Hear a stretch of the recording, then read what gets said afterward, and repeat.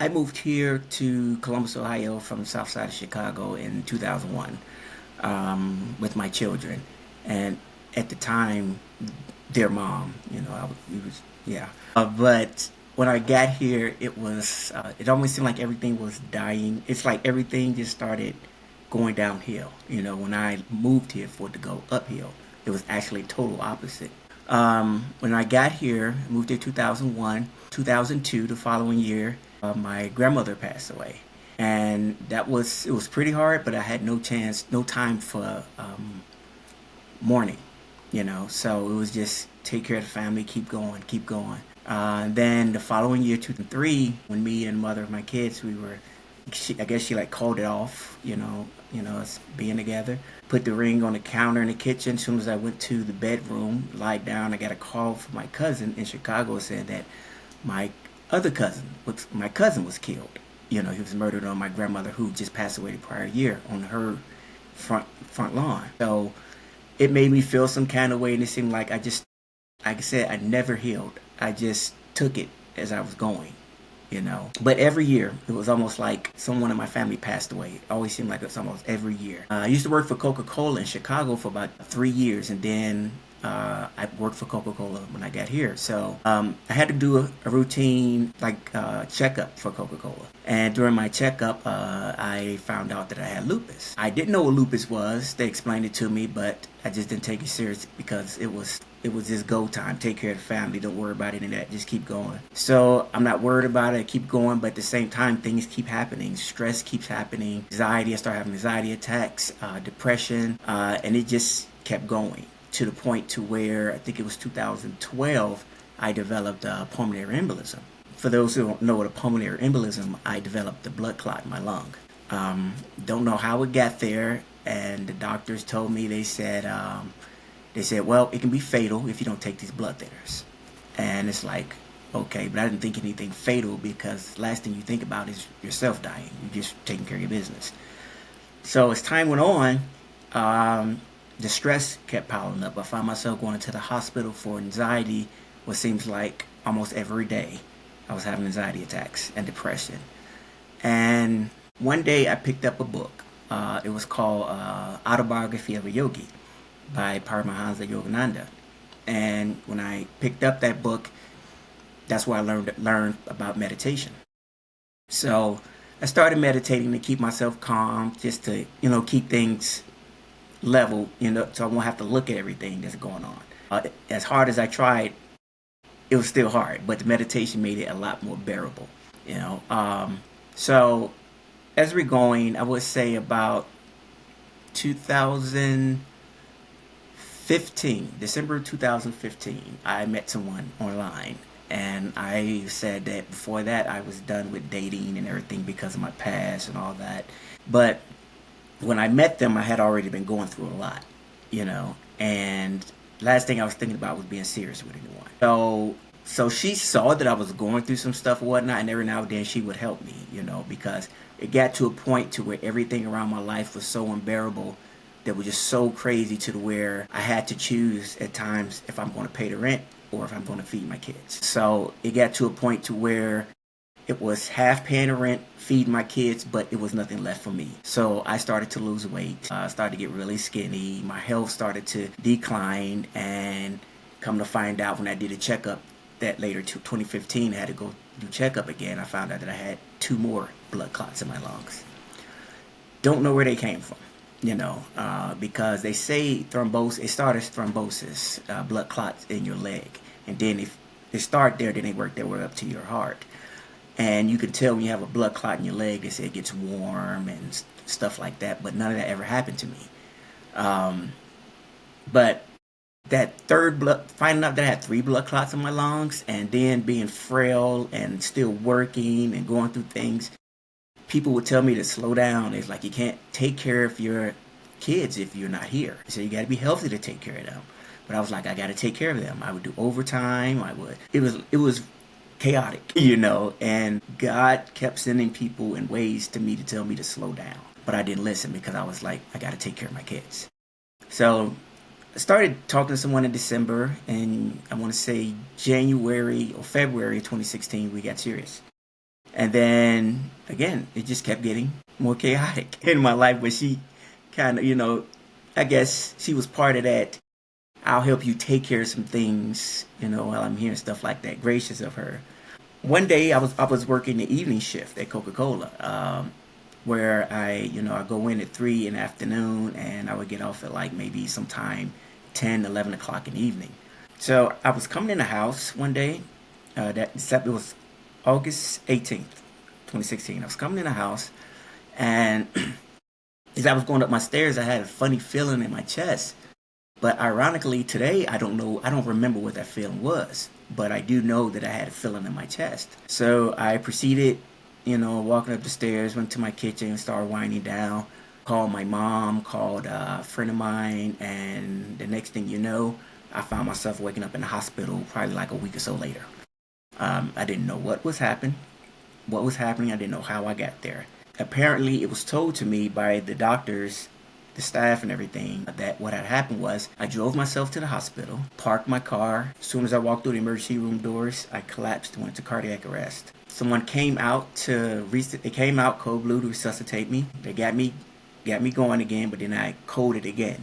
Then they got me going again. Then they put a stent in my heart, and they came to find out that I had a heart attack. One of the blood clots that was in my lung broke off and went straight to my heart in what they call the widowmaker. And if you don't know, they call it the widowmaker for a reason because it makes widows, out of people. But they got me stable, put a stent in my heart, and they flew me to another hospital. It's called Riverside Hospital. While there, they called my parents and my kids. My family said, someone need to come up here with him. We have him in the hospital. He's not looking good. Someone really needs to come up here with him.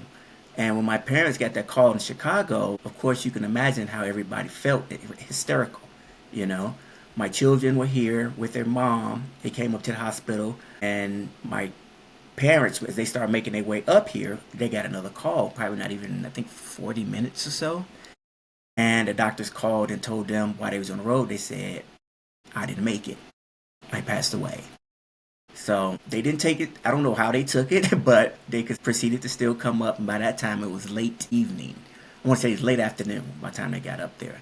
And by that time, I had already been deceased, half of the day. But they just, for some reason, they had the kindness and the kindness to wait till my family get up there to actually start the process. So my mom got off the elevator. She was greeted by my kid's mom and a room full of people.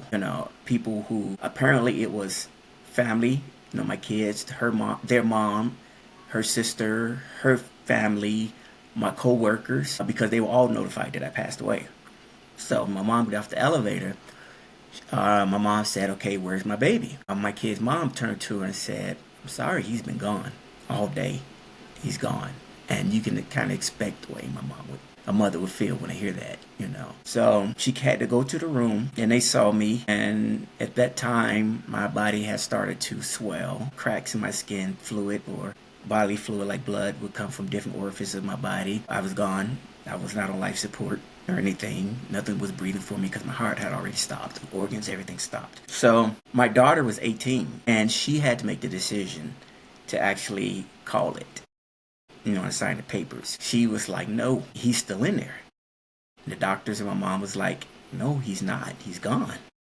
And she looked up at my mom and said, Grandma, I don't want to make that decision. I don't want to do this. And my mom said, you have to. So my daughter again said, no, he's still in there. Wait. So they waited. My mom then went home to my house. They started making memorial plans. They started cleaning up the house and everything. And the next morning, they got a call from the hospital and said, we don't know what happened. We can't explain it, but we found a faint heartbeat. Come back up here. So I'm pretty sure they was like excited and shocked at the same time. So when they came back up there, the doctors told them, they said, well, even though we found this faint heartbeat, we don't want to get your hopes up high because he only have like a 20-something% chance of survival. And if he do, we don't know what his quality of life is going to be. Because again, no oxygen to the brain, So, but they said keep him on anyway. So they put me in medically induced coma. to wait to see if my heart gets stronger. They put what they call an ECMO machine, where they usually use it for babies, where they, I guess, hook it up to some part in your leg and it circulates blood through your body for your heart and everything, because my heart wasn't doing it. So they have an ECMO machine, and I would say, I think it was that week or the following week, I developed 26 strokes throughout my brain. They just kept working on me. They just kept me going, and then when I eventually regained consciousness, I saw my parents, my mom, and a couple of my family members on the side of the bed. The hospital, the doctor was right there, and I looked over, and the doctor was like, "Jay," he said, "Do you know where you are?" I got tubes and everything in my mouth, trach and everything, breathing machine. I couldn't, say anything. They said, "You're in the hospital." They said, "You died." They said, "You had a heart attack and we got you back." And I didn't think anything of it. I was just at peace. And what the ironic thing about that was that I didn't know I was deceased the whole time. I thought that maybe I was dreaming, because it was, I want to say peaceful, so to speak. And while it was so peaceful, I remember that I was like going or like floating, going along the highway. And it just so happened that the hospital was right off the highway. So as I was going off, I was floating down this highway, and it was like gloomy outside and everything. I found myself at a landmark here in Columbus. I think it's called the Brewery District. And I saw a landmark there. And then it was like almost immediately, I'm sorry, before that, let me backtrack. I saw myself going down the road, and for some reason, I was like automatically in this tunnel. And this tunnel, it was like surrounding me, going, all around me. And it was like amber in color. And for those listeners, it wasn't hell. But it was amber in color, and it seemed like there was like hands reaching out to me. But they wasn't doing it maliciously. And they was all around me. They were just like reaching out to me. As I was going down this tunnel, it's like as soon as I got to the end of the tunnel, it's like I shot like directly in space. I was directly in space. While I was there, I knew that I still existed. I knew I was still, I knew I still existed. So, if I think that's the best word I can say. So while I'm there, I know I didn't have a body, and I was just part of everything. And I would look down, and I saw a planet. When I had this conversation with people, I thought it was, they assumed that it was Earth. Sorry about that. They assumed that it was Earth, and I just like, I don't know. Maybe it was Earth. I don't know, but it was a planet. And it was like a tree coming out of the planet, but it was like in the form of energy. It was like energy circulating in and out of the planet throughout this tree, going in and out. Really pretty, And then I looked to my left, and then I saw like a swirl of stars, and it almost looked like a tunnel. It almost looked like a vortex or something. And it wasn't until like several years later, probably like a few years later, I was online to find out it was the Andromeda Galaxy. But I saw it, and then I looked back at the planet, and I was just there, and then I heard my name being called.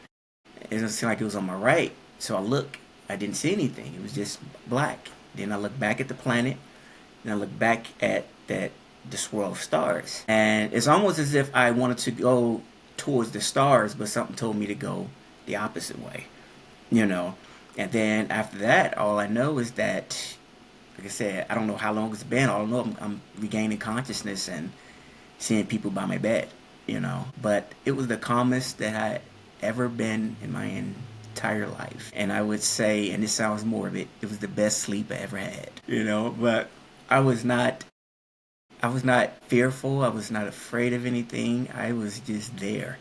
I was very peaceful. And it was until after everything just started, I started getting better.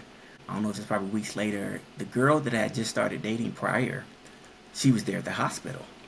And I was shocked, because I'm like, some women be like, this is a little too much for me. I'm out, But she stayed, and I had the trach in my throat, couldn't talk and everything. They just took the breathing tube out of my mouth.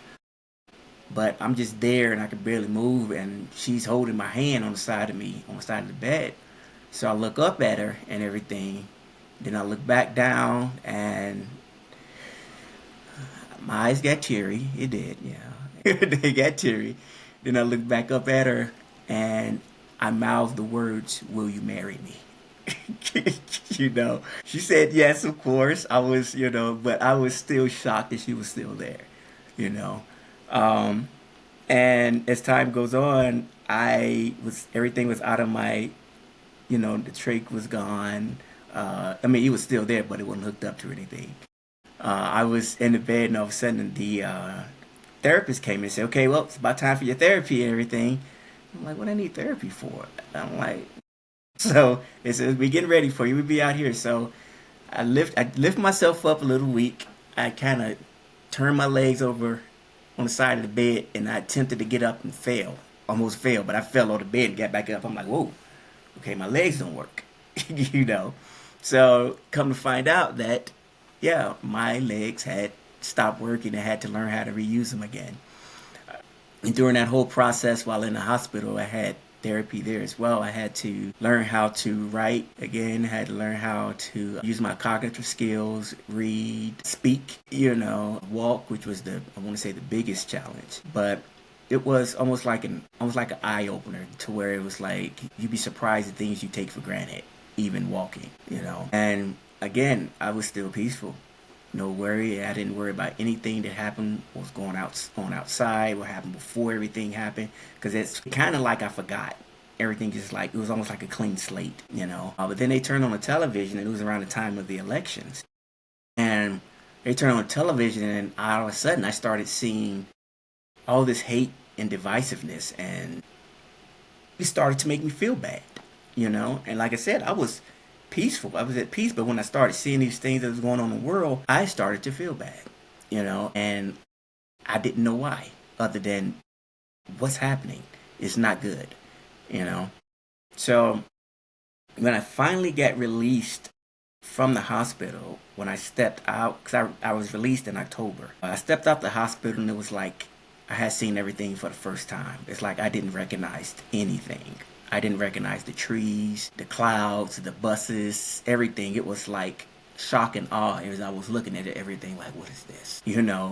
I was literally, and not just figuratively, reborn. I was new, a clean slate. And it has been a challenge, you know. It has been a challenge because not only could I like not walk at the time, I didn't remember a lot of stuff. Like I said, I was at peace to the extent, but then everything, I just started feeling everything and everyone, the emotions. It was just very sad, a sad feeling. But then while I was trying to recoup and everything was happening, I was about to lose my house. I ended up having to I think I filed bankruptcy before everything happened. And it just so happened that I had forgot that I even did that, until I was told that they were taking a house. So now I lost the house. Staying with my girlfriend, now fiance, and her stepdad, and she's helping me get back together. So not knowing how long it's going to be, I want to say I was still employed with my Coca-Cola. But then shortly after that, I want to say January, they sent me a letter and said that they were terminating my employment. So now I lost my home. I lost my job that held for nearly 20 years. I had to remember everything over again. Everything was foreign to me. And it was just like, yeah, it's been a challenge. And some people that I talk to, when they see me, they sometimes ask me, okay, why are you walking with a cane? That's a nice cane. I said, well, I said, I had a heart attack. And I said, I passed away, had 26 strokes. They were like, oh, no, you didn't. I said, yeah. They said, well, you look so well. And I'm like, if you only knew, because it didn't come with no side effects. It didn't come with any side. It did not come with side effects. I guess that's what I'm trying to say. But looking on the outside, you can tell, because the 26 strokes that I had, it was from one hemisphere of my brain all the way to the other hemisphere. I had, I guess it's the V1, V3, I think the vertebrae. There was a nerve that was in there that was severed and, blocked and severed because of it. Traumatic brain injury. I have vertigo every day. Some days are better than others. Some are worse than others. I had to get checked by a specialist here in Ohio. There's like only one specialist, so I had to wait 2 years to see the specialist. to see why I was dizzy. Maybe it had something to do with my vestibular system or something like that. The neurologist sent me to therapy, see if maybe it would help. It didn't help. So they suggested that I see the specialist. When I finally saw the specialist, he did some tests and everything, and he told me to tell the neurologist, and he would tell the neurologist that it's neurological and it's not something you can fix. He said if they were to go in, he said it will probably do more damage or it will probably kill you. I said, I guess I'll live with it, So it's like what is it? My equilibrium, like my eyes and my head. If I turn my head, my eyes are slowly following. And while it's doing that, even shaking my head, sometimes I get really dizzy. Sometimes I get short of breath. I have not just neurological damage. I have some nerve damage to the left side of my body from the knee down. I can't move my foot or my toes. I think what they call a drop foot or whatnot. I want to say the first six years or something, I had insomnia. I couldn't sleep. It was nothing that I can do. I just couldn't sleep. I couldn't understand it. Then I started putting two and two together that because I was in a spiritual state at one point in time, when I came back, it's like I was still used to and connected to that spiritual realm. And that spiritual realm, you don't need any sleep. It's just the body needs sleep. So after a while, it kind of made sense. But then the other part of me was like, my body was like, okay, you still here. We need rest, So it took me a while to get some sleep, and then when I would get some sleep, I would only get maybe 2-3 hours and wake back up. I couldn't go back to sleep, you know. And then it got to a point to where when I started getting more sleep, I got scared a little bit, and I would jump right back up because when I passed away, I didn't know that I was deceased. I thought I was just sleeping. So it was like if I went to sleep, I didn't know if I was deceased again. So to keep that from happening, sometimes I wouldn't go. Even if I could, now that I could, sometimes I wouldn't go to sleep. I wouldn't want to sleep because I didn't know what to expect, And I wasn't so much afraid of death. It was that my kids are here, and I feel like I have something still left to do. I want to came back for a reason. So it's like I'm not ready to go yet. I wasn't ready to go yet then, but it's like now that you brought me back for a reason, it wouldn't make sense to take me back that fast. Yeah, so I just had to get used to everything and get reacclimated to everything, and it's been a challenge. It has. Till this day, it has been a challenge. Then one day, I can say that even though, because I was used to not feeling well now, there were times I just wasn't feeling well. I was used to it. But sometimes it was a different not feeling well. It was more of an emotional sadness type thing of not feeling well. So I would get that feeling, man, it's just a sad feeling. There's something, I don't understand it. And she was like, she's my wife now. She's like, what's wrong? I said, I don't know. It's different. Something just feels different. And then after a while, I want to say probably a few days later, I started to feel better. And then all of a sudden, I saw it was like it was in Washington, the state of Washington. It was a train derailment. And I think people passed away at that. So it was like, that's just ironic that I was feeling sad and that happened. But then I was like, maybe it's just a coincidence. So I just kept going, and then it will happen again. Then I'm like, I just don't get it. It's happening again. It's just boggling me down so sad. And when I started feeling better, then it was in Las Vegas. They had a mass shooting where somebody was shooting out the window in Las Vegas. And I said, okay, maybe this isn't a coincidence. This is starting to be a regular thing. Time goes on. Whenever I started feeling it again, but this time I put it on social media, on Facebook. I said, something is about to happen. I said, something that's a big thing is about to happen. It's going to affect everyone in this world. It's a really sad thing, but it's something that's about to happen. Put that on Facebook. The next day, the George Floyd incident, And I was like, okay, this is a bit scary, But at the same time, I felt like I did not need something else to make my body feel sick or bad because I was already sick. So that was like taking a lot out of me. I was like, okay.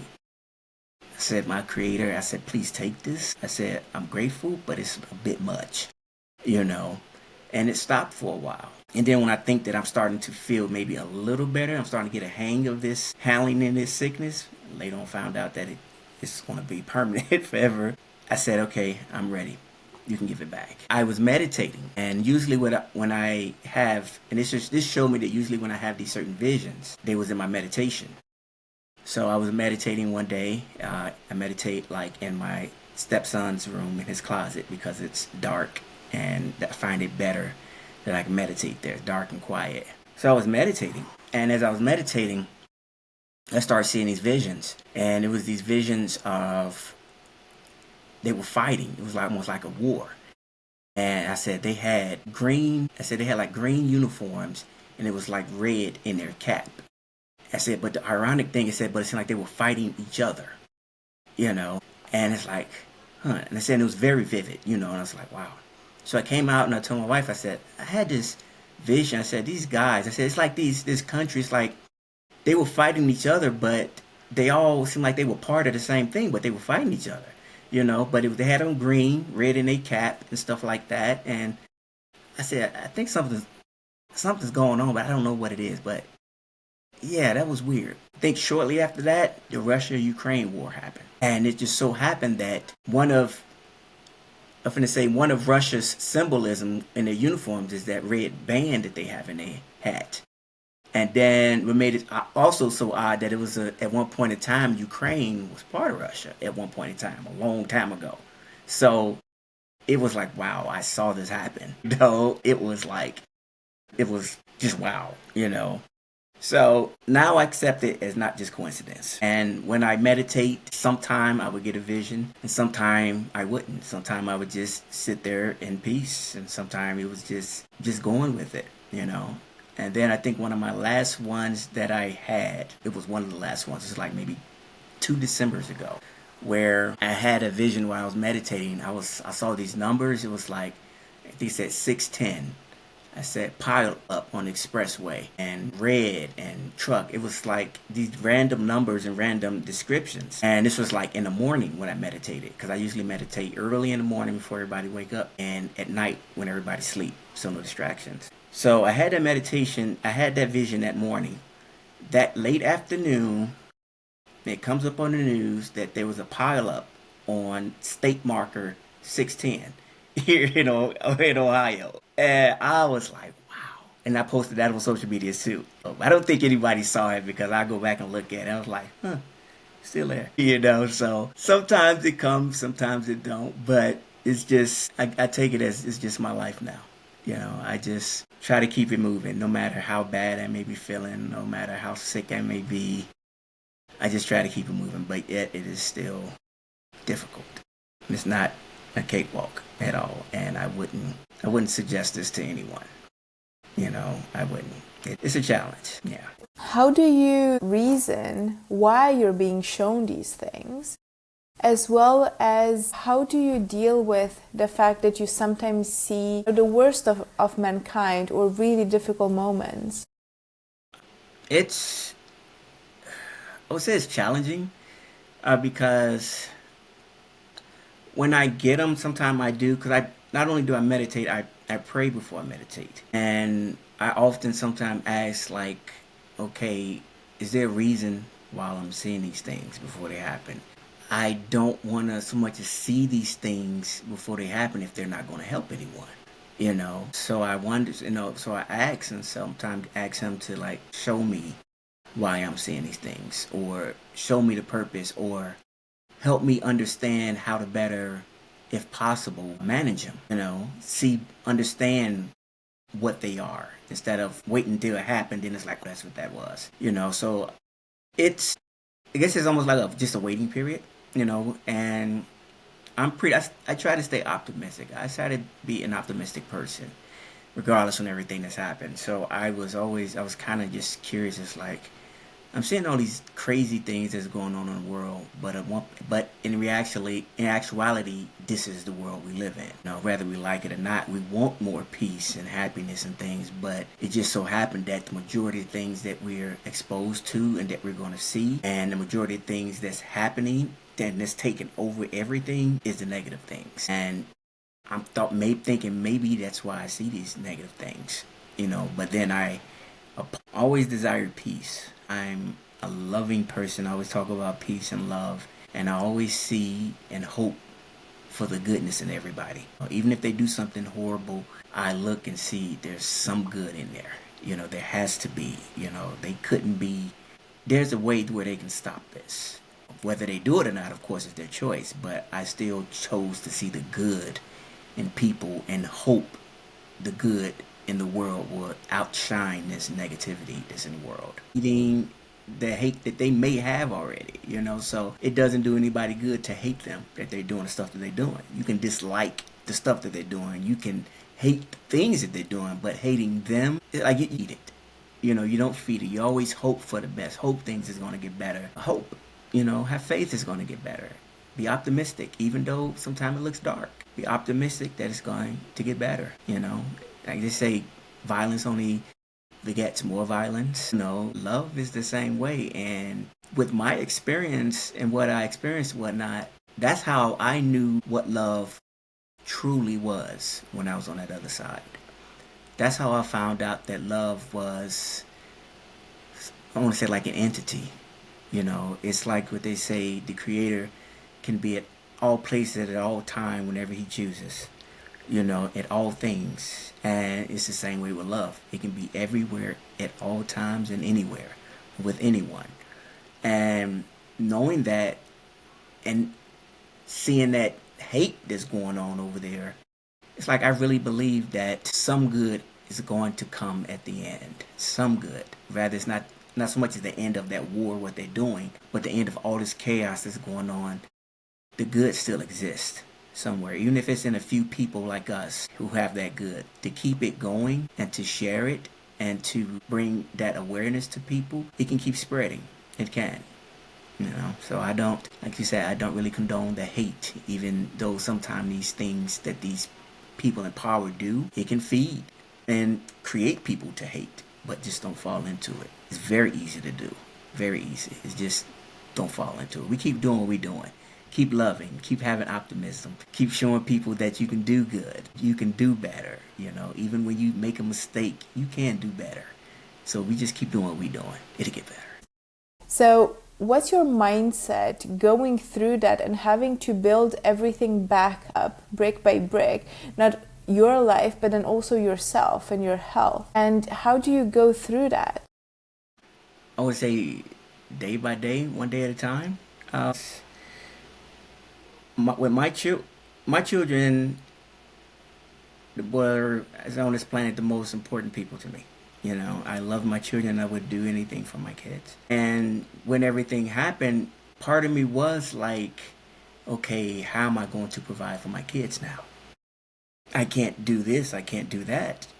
How am I going to do this? And then now I have a wife and a 4-year-old.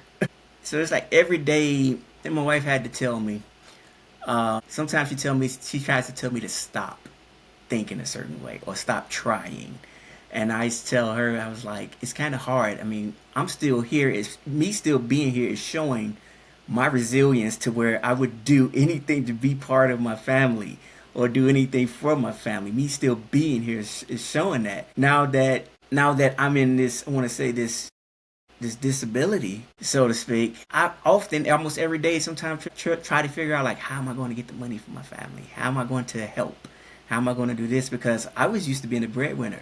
I was used to being the head of household in my home and taking care of my kids. So now that this job that I've been with for almost 20 years, I don't have anymore and I can't do anything there. And then this neurological thing that's going on to where I also have short-term memory, it's hard to remember things. It's hard to sometimes look at numbers on a page and without them getting jumbled up or making me dizzy. And the same way with computers, I sit at a computer, but I can only sit at a computer so long, especially trying to figure out what's what. So I look at these things, I'm like, okay, there got to be something that I can do to take care of my family. And it's almost as if that was like my primary objective. Take care of my family, try to come up with something, because that's what you do. You just don't take no for an answer. So I just still try every day. But like I said, my wife told me to stop doing that. She's like, we're okay, we're fine. She said, we have income coming in, I have a job, you have your disability coming in. She said, we're fine. I said, nah, I said, it shouldn't be at any point. I don't want you to feel that you have to work over just so we can pay something. I don't want you to feel like that. That should be my job. It's kind of hard to look and see you struggling or not liking having to go to work, and I'm sitting here trying to figure out how to do it, you know. And she says, baby, you do a lot of work. She said, you taking care of our 4-year old in the house. She said, that's a lot of work. I said, yeah, that is. I said, but it's just something. She said, no, stop. Leave it alone. Just stop. Find something you enjoy doing. I'm often sometimes trying to find something that I like doing, you know, but still sometimes it's that hard-headed part of me saying, okay, find something you like doing, but you can get paid for it. You know? So that's how I find a way around it. And even though I get sick or don't feel well, and sometimes she say, I'm so sorry, I say, I'm okay, I'll be all right. Don't worry about it. I still try to see the optimism in there because I'm still here for a reason, you know. And like now, I'm still trying to keep it going. Whew, I think that's what I got for the moment. Yeah, absolutely. It's so beautiful, and I think it's nothing short of impressive how you were able, to bounce back and to deal with these challenges. I think you are a wonderful person, and the story of strength is nothing short of remarkable. And if I may also say, your wife, she also sounds like an amazing person. Standing by your side, she had only just met you, and being able to be by your side throughout all of this. So you've got a really good partner there, but I'm sure you already know that. Yeah, she's a handful sometimes, but the fact everything that she's been through and the things that she's done and do for me, I am always grateful. I'm grateful for her. Even though like sometimes she's just like, yeah. But I'm still grateful for her. Well, I'm on Facebook. I'm at Nasi Uzael on Facebook. That's NASI UZZIEL. Nasi Uzael on Facebook. I think I'm Mr. Martin on Instagram. And I just started TikTok. I don't know that address yet. But yeah, I have an email address. I take emails sometime. Mr_Martin216@yahoo.com. I think those is it. Later on I can probably find that TikTok and give it. Thank you so much for having me. May the Creator be with you in every step of your life.